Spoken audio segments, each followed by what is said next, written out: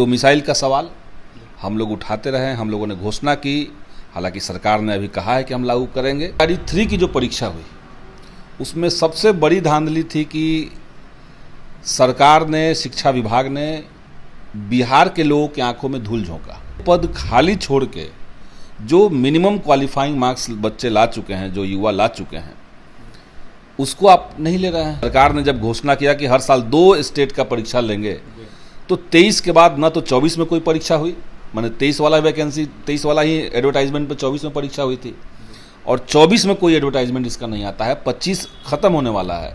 अब आप कह रहे हैं कि STET भी करवा देंगे, चुनाव में कम समय बचा हुआ है, तो जो भी है, लेकिन आप जो घोषणा करते हैं, जो कैलेंडर शिक्षा विभाग जारी करता है, बिहार विद्यालय परीक्षा समिति जो कैलेंडर जारी करता है, उस कैलेंडर का पालन होना चाहिए। बिहार में शिक्षक अभ्यर्थी कई तरह के मुद्दों को लेकर देखिए नेता प्रतिपक्ष राहुल गांधी और तेजस्वी यादव से कल मुलाकात की है, जहां अभ्यर्थियों ने सप्लीमेंट्री रिजल्ट से लेकर धांधली सेटिंग, BPSC परीक्षा को देखते हुए तमाम अनेक मुद्दों को लेकर चर्चा की है। जहां इस वक्त हमारे साथ बात करने के लिए माले से पालीगंज विधायक संदीप सौरभ जुड़ेंगे, बात करेंगे। संदीप जी, कैसे देख रहे हैं? कई सारे अभ्यर्थियों से आप भी जुड़े हुए हैं, आपके तमाम अनेक पार्टी के लोग भी जुड़े हुए हैं। कल अभ्यर्थियों ने राहुल गांधी, तेजस्वी यादव से मुलाकात की, तस्वीर सामने निकल के आई।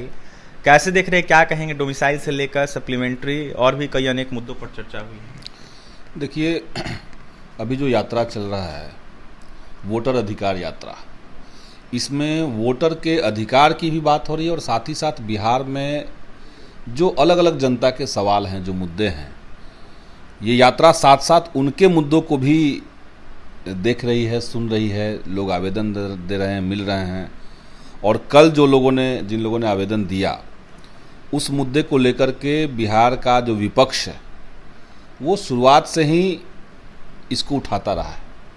जैसे डोमिसाइल का सवाल हम लोग उठाते रहे, हम लोगों ने घोषणा की, हालांकि सरकार ने अभी कहा है कि हम लागू करेंगे, लेकिन किस तरह से करेंगे तो अभी देखना बाकी है। TRE 3 की जो परीक्षा हुई उसमें सबसे बड़ी धांधली थी कि सरकार ने, शिक्षा विभाग ने बिहार के लोगों की आंखों में धूल झोंका। आप जितना पोस्ट लाते हैं, जितना अनाउंस करते हैं, उसका 50% पोस्ट पे आप भरते हैं। जनता को लगता है कि इतने लाख लोगों की बहाली हो गई, लेकिन एक्चुअली में हो क्या रहा है? आधे पदों पर। तो आधे पद खाली छोड़ के जो मिनिमम क्वालिफाइंग मार्क्स बच्चे ला चुके हैं, जो युवा ला चुके हैं, उसको आप नहीं ले रहे हैं। उनकी नौकरी ख़त्म कर दिया आपने। तो इसलिए वो एक मुद्दा है। STET के जो अभ्यर्थी मिलकर के आवेदन दे रहे हैं, उनका एक मुद्दा है कि सरकार ने जब घोषणा किया कि हर साल 2 स्टेट का परीक्षा लेंगे, तो 23 के बाद ना तो 24 में कोई परीक्षा हुई, माने 23 वाला वैकेंसी, 23 वाला ही एडवर्टाइजमेंट पे 24 में परीक्षा हुई थी, और 24 में कोई एडवर्टाइजमेंट इसका नहीं आता है। 25 खत्म होने वाला है, अभी तक कोई एडवर्टाइजमेंट नहीं आया। तो जो गरीब तबके के लोग B.Ed लाखों रुपए खर्च करके B.Ed कर रहे हैं, B.Ed कर चुके हैं, अगर उनको STET का मौका ही नहीं मिलेगा तो वो आगे B.Ed का क्या करेंगे? क्या फ़ायदा उसका होगा? शिक्षा मंत्री ने कहा STET करवाएंगे हम TRE। तो करवाएं, तत्काल करवाएं। अब कब करवाएंगे? आपने घोषणा कर दिया कि चुनाव से पहले TRE 4 भी करवा देंगे, अब आप कह रहे हैं कि STET भी करवा देंगे, चुनाव में कम समय बचा हुआ है। तो जो भी है, लेकिन आप जो घोषणा करते हैं, जो कैलेंडर शिक्षा विभाग जारी करता है, बिहार विद्यालय परीक्षा समिति जो कैलेंडर जारी करता है, उस कैलेंडर का पालन होना चाहिए। लेकिन इस सरकार में ये साफ दिख रहा है कि आप कोई कैलेंडर का पालन करने में सक्षम नहीं हैं। ना तो आप सक्षम हैं, नहीं तो आपका कोई इंटरेस्ट है। कहा जा रहा है सप्लीमेंट्री को लेकर भी चर्चा हुई है। कल चर्चा हुई है। हम लोगों ने तो विधानसभा के अंदर 2 बार इस मुद्दे को उठाया, 2 बार इस मुद्दे को उठाया। सरकार के पास कोई जवाब नहीं था, मंत्री जी के पास कोई जवाब नहीं था। अभ्यर्थी कितने बार आंदोलन किए, पटना में कितनी बार लाठियां खाई गई है, लेकिन अभी तक ये काम तो सरकार का था। आप बहाली कर रहे हैं तो बहालियों में युवाओं को, परीक्षार्थियों को इंसाफ मिले, इसकी गारंटी करना सरकार का काम है। लेकिन बिहार की दशा यह है कि आज बिहार में कोई भी अभ्यर्थी अपनी मांग को लेकर के सत्ता पक्ष के पास नहीं जा रहा है, सब लोग विपक्ष के पास आते हैं। क्योंकि यही बात है, क्योंकि सत्ता पक्ष में जो लोग बैठे हुए हैं उनको युवाओं से कोई मतलब नहीं है, सब अभ्यर्थी समझ चुके हैं। यही हो रहा है। आने वाले चुनाव में इसका खामियाजा सरकार को भुगतना। देखिए, निश्चित तौर पे पूरे बिहार में युवा जो है वो आक्रोशित है। युवा देख रहे हैं ना कि 20 साल से बिहार में एक सरकार चल रही है और 20 साल में आपने बिहार के अंदर रोजगार का कोई वैकल्पिक माध्यम नहीं जनरेट किया, कहीं आपने रोजगार की कोई संभावनाएं नहीं खोली। तो जिनको भी रोजगार चाहिए या तो वो सिंगल सरकारी बहाली पे डिपेंडेंट हैं, अगर वहाँ पे नहीं है या वहाँ पे बहालियाँ नहीं हो रही, वहाँ पे पेपर लीक हो जा रहा है, वहाँ पे सीटें कम हैं, तो आप बाहर जाइए, मजदूरी कीजिए। तो ये जो बिहार की दशा पहुँचा दी गई है 20 साल के अंदर, बिहार के युवा आक्रोशित हैं और इसीलिए देखिए कि वोट चोरी का गेम किया जा रहा है।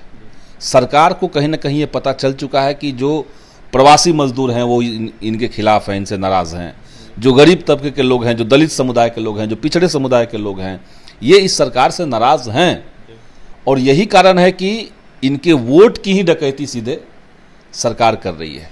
एक ज़माना था, हम लोग देख रहे थे कैसे भाजपा के लोग बोरा में पैसा भर करके विधायक को खरीदते थे। ईडी सीबीआई लगा करके डरा दीजिए, कुछ को खरीद लीजिए। अब बीजेपी सोच रही कि हम विधायक को खरीदने में, सरकार को गिराने में क्यों इतना ताकत लगाएं, चुनाव को ही खरीद लेते हैं, चुनाव को ही चोरी कर लेते हैं। तो ये सीधे सीधे चुनाव की चोरी, हर बूथ पे देख करके कहाँ पे कितने वो मार्जिन से वो लोग पीछे हैं, इस हिसाब से वहाँ पे वोट का गड़बड़ी किया जा रहा है। ये देश ने देखा कि किस तरीके से कर्नाटक में एक विधानसभा सीट पर 1 लाख से ज़्यादा वोट फर्जी पाए गए। अब आप समझिए, जब एक विधानसभा में 1 लाख से ज़्यादा बीजेपी फर्जी वोट जुड़वा सकता है, तो देश में लोकतंत्र का कोई मतलब नहीं है।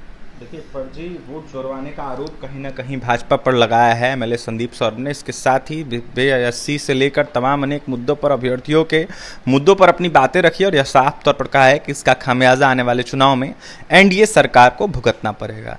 जिस तरीके से वोटर अधिकार यात्रा निकला हुआ है बिहार में राहुल गांधी और तेजस्वी यादव के साथ साथ तमाम अनेक महागठबंधन के नेताओं के द्वारा निकाला गया, इसको लेकर भी अपनी बातें रख रहे थे संदीप सौरभ। वहीं क्या कुछ करते हैं आपने सुना है।